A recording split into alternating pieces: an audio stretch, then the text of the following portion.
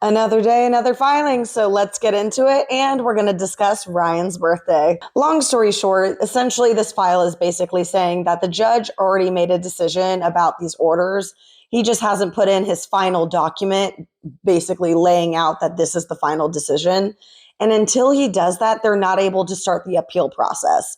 So the appeal clock doesn't start until that final judgment is placed. So until that's filed, they can't start the appeal process. The filing states that Blake Lively respectfully submits this response to the court's order, requesting that the parties show cause why the final judgment should not be entered, and also address the show cause of why the Times motion should not be dismissed as moot. So we already know that Blake Lively's teams, they're like, hey, moot this, let's dismiss it.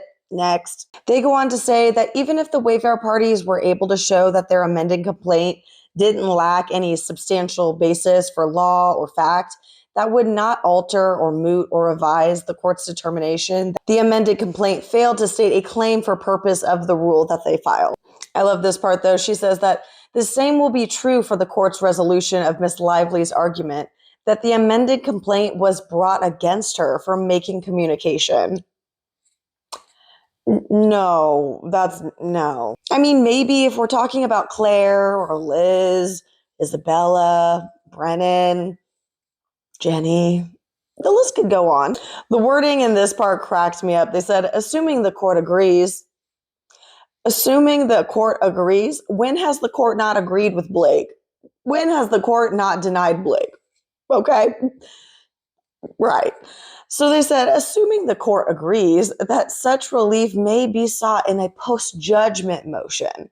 So essentially what they're trying to do is they want the appeal to be, go ahead with the appeal process. We want to be able to get that started, but we want to be able to go after attorney fees at a later time period. They go on to state that there's no reason why the court should not enter the judgment pursuant to the federal rules of civil procedure and dismiss the Times motion for entry of partial final judgment as moot.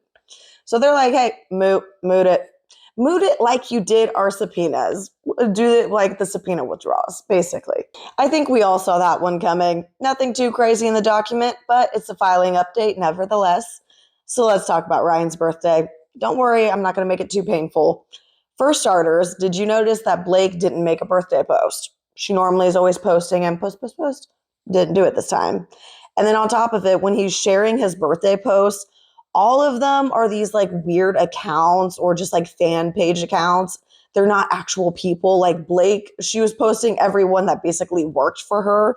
And then Ryan's doing just fan pages. Don't worry though, Blake's sister made a birthday post, so we don't have to worry.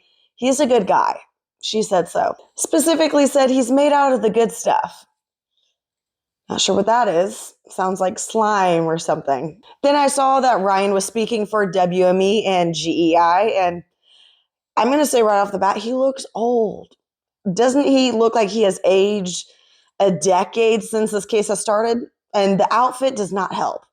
So after he posted this looking like a very old man, afterwards he posted this to let everyone know he's still hip. But at the same time, I feel like this shirt is a threat. Finish it. Whoa, Ryan. What are your guys' thoughts on New York Times maybe getting off the hook for everything? Honestly, for me, it's kind of a gray area. Like, I understand, freedom of press, freedom of speech, all that. Got it. But at the same time, it does feel like their article did have actual malice involved because, they had the metadata that showed that they actually worked on this way earlier than they said they did. Then on top of it, them claiming that they combed through all these thousands of text messages within 24 hours. And then how they emailed Justin's team. Like, you didn't even ask a question. You basically were just like, here's all the claims. Do you want to say anything? You've got till 10 a.m. tomorrow.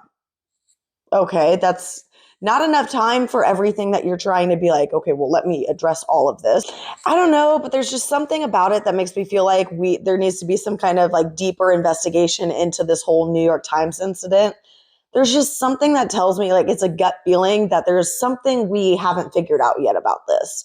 Like there's more to the story of like how they started working on the whole article. I don't know. Like, did Blake and Ryan pay them? Like, what kind of deal was made? Did we kind of already kind of come up with a game plan of we're going to do this? Megan Tooley's going to come out with her book.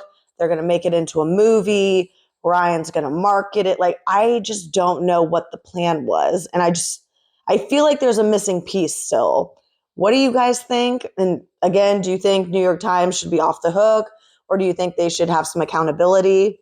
Let me know what you guys think. As always, this is all alleged, so take it with a grain of salt and follow me for more.